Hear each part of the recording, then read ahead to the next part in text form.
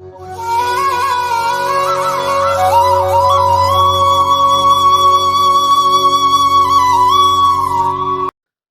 பக்தர்களுக்கு என் அன்பு வணக்கங்கள். ஓம் சாய்ராம். என் அன்பு குழந்தையே, அழகான நிலவை மேகம் மறைப்பதால் வானத்தில் நிலவு இல்லை என்று ஆகிவிடுமா?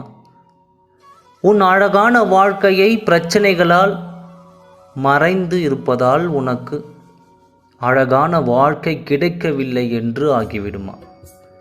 என் செல்லமே, நிரந்தரமில்லாத இவ்வுலகில் உன் பிரச்சனைகளும் நிரந்தரமில்லை என்பதை புரிந்து கொள்.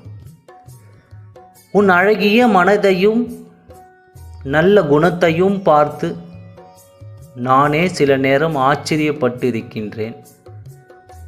என் பிள்ளைக்கா இவ்வளவு போராட்டங்கள் என்று. உன் வேதனையை தீர்க்கத்தான் இப்பொழுது உன்னை தேடி வந்து கொண்டிருக்கின்றேன்.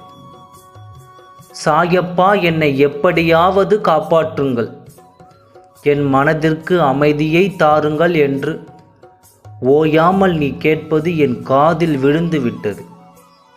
என் அன்பு குழந்தையே, வேதனையின் உச்சத்தில் இருந்து வரும் உன் குரல் என் மனதை துளைக்கிறது.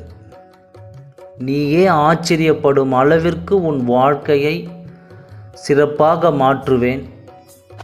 கூடிய விரைவில் உன் துன்பங்களும் உன் துயரங்களும் மாயமாக மறையப் போகிறது. உன் எதிர்காலம் சிறப்பாக அமையப் போகிறது. மகிழ்ச்சியாக இரு. உன் இப்போதைய பொறுமை மிகப்பெரிய நன்மையாய் வளர்ந்து நிற்கத்தான் போகிறது.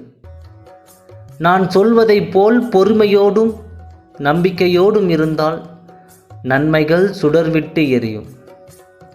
பல ஜென்ம புண்ணியத்தினால் பாபாவின் தர்பாரில் இணைந்துள்ளோம். இனி நமக்கு எந்த கவலையும் இல்லை. எல்லாம் வல்ல இறைவனின் நிழலில் வாழும் நாம் சாயப்பா எந்த சூழ்நிலையிலும் உங்கள் மீதான நம்பிக்கை குறையவே கூடாது என்ற ஒரே ஒரு வேண்டுதலை மட்டும் பாபாவின் முன் வைப்போம். நிச்சயமாக நம் சாயப்பா எப்பொழுதும் நமக்கு துணையாக, எப்பொழுதும் நம்முடனே வருவார். நம் வாழ்க்கையை மகிழ்ச்சியாக மாற்றுவார் என்ற நம்பிக்கையோடு காத்திருப்போம். கூடிய விரைவில் உங்கள் வாழ்க்கை நீங்கள் நினைத்தால் போல் நல்லபடியாக நடக்கும். அதற்கு நான் உறுதியளிக்கிறேன்.